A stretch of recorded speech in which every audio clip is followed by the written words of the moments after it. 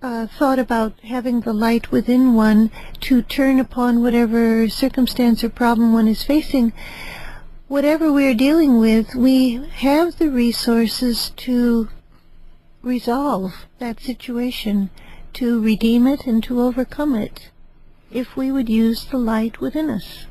That's right. And there is, you mentioned earlier about the yogi. And maybe we should mention here too about one of the dangers of opening this eye, or the tendency to want to open the eye prematurely. Don't do that. Don't do that, because it's like you can't prematurely open the bud of a flower. That has to unfold from within in its own time, and we just have to allow this process to take place. Well, it's the same in a human being. You can't force open one of these centers, like the Ajna center, that center at the forehead. Well, you can force it open, but you shouldn't. Right. If you do, you risk opening yourself up to a lot of powerful energies pouring in before your physical body can handle it, or the brain cells can be overtaxed, and that can lead to all kinds of trouble. For those people who just tuned in, you're listening to Inner Sight. Our topic for today is the third eye. We have a gift for you. I mentioned that earlier. The gift is a paper that we're putting together for you, and it's the title of the paper is The Third Eye. So all you really have to do is give us a call on our toll-free number and ask us to send that paper out to you. Once again, it's called The Third Eye. Give us a call at 1-866-695-8247. That's 1-866-695-8247. And an easy way to remember it is 1-866-NY-LUCIS. Lucis is L-U-C-I-S. That's 1-866. Think of New York, Lucis. Our website, if you'd like to key into these shows, we have a whole library of shows archived on our website, www.lucistrust, that's one word, lucistrust.org. And by the way, we need your help. A lot of people have expressed interest in these shows, and we've gotten a lot of accolades from you, and we enjoy doing them for you, but the shows cost money. This is a wonderful station, and we are very honored to be on it, but it does cost quite a bit of money, and we need your help.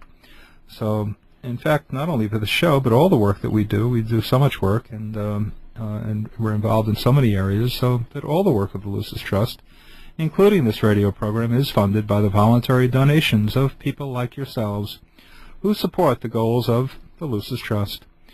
We're not endowed, and nor do we have a wealthy benefactor who helps to pay for this program.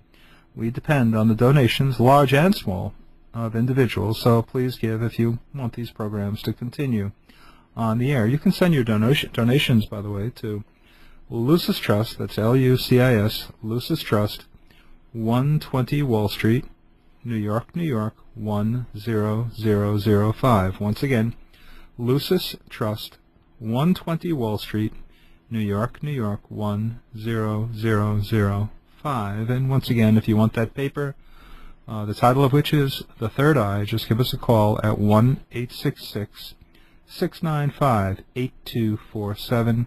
The easy way to remember, 1-866-NY-LUCIS. Think of 1-866 New York, Lucis. Lucis is L-U-C-I-S. Back to our discussion on the third eye. Another thought that we like that relates to the third eye is one from Christ, who says, "If thine eye be single, thy whole body shall be full of light." Can you maybe enlarge upon that statement? It's a little cryptic. It's deeply mysterious and spiritual, but the Christ did say it. If thine eye be single, thy whole body shall be full of light. He was referring to this third eye that is dormant but awakening within the human being, that as it awakens, one is filled with light. One's life becomes radiant, as he implies, thy whole body shall be full of light, and one becomes one more source of light in the world. it isn't just something that one seeks for oneself, so you won't exist in darkness anymore. That would be a rather selfish goal. But the awakening of this inner sight, to use the name of our program, is so that you can be an outpost of light in the world.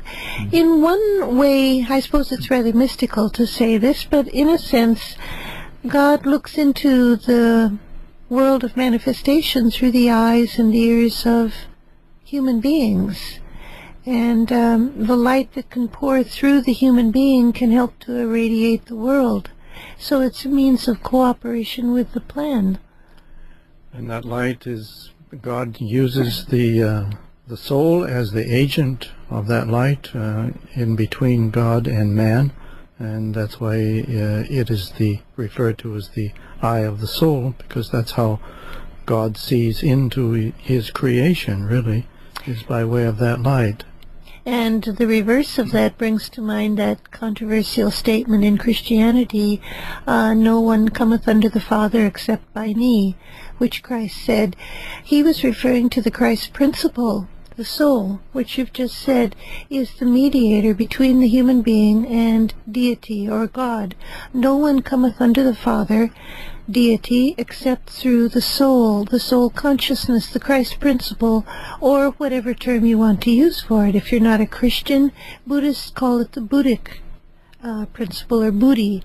The Hebrew teaching has another word for it. I could take a stab at it, but I might be wrong, so I won't try to give the name for it. But it's an awareness that exists in many of the major world's religions, that the soul, by whatever name they call it, is the passageway to God, and the reverse, as you say, the means by which God's will and light and love are radiated into the world. And there's an interesting analogy here. We carry around this, what we call the AllSeeing Eye, and it's the AllSeeing Eye of God. And probably everybody out there has one in their pocket right now, and I'm referring to the $1 bill. If you look on the back of the $1 bill, you will see a Masonic symbol of a pyramid, and at the top of this pyramid there is a triangle with an eye in the center of it, and it is radiating light. And this refers to the all-seeing eye of God, that all-seeing eye that looks down into its creation by way of the one single eye. What an interesting thought, that the third eye reveals the light to be found in the heart of every form of divine manifestation. Well, money is the densest form of divine manifestation, and most of us probably don't think of money as being an expression of divine intention, but there we are. Deeply sacred imagery on the back of our dollar bill. That's right, and that's why the Masonic teachings have this sacred ancient history behind it. The statement that you mentioned, Robert, if thine eye be single, thy whole body shall be full of light, I think was echoed in a way by the Buddha, his last sermon, in which he commanded his disciples to be a lamp unto your own feet. We all have that lamp, that eye, that single eye, that penetrating beam of inner light that we can direct upon our way. And I think this is symbolized in the unicorn, with that horn jutting out from its forehead. If you think about the images that traditionally depict the unicorn, he's rising up on his hind legs and ready to charge forward. Well, it's not an act of brazen aggression, but of spiritual confidence and boldness and daring. And I think that's what one has to be on the path. Confident enough to make one's way through whatever difficulties or darkness or momentary blindness one might exist in. The way isn't illumined for us. We have to find our way and create, in a sense, our own source of light through our God-given capacity to direct the light of the soul upon our way. And speaking of directing the light of the soul, each of our eyes, our left eye and our right eye, both are involved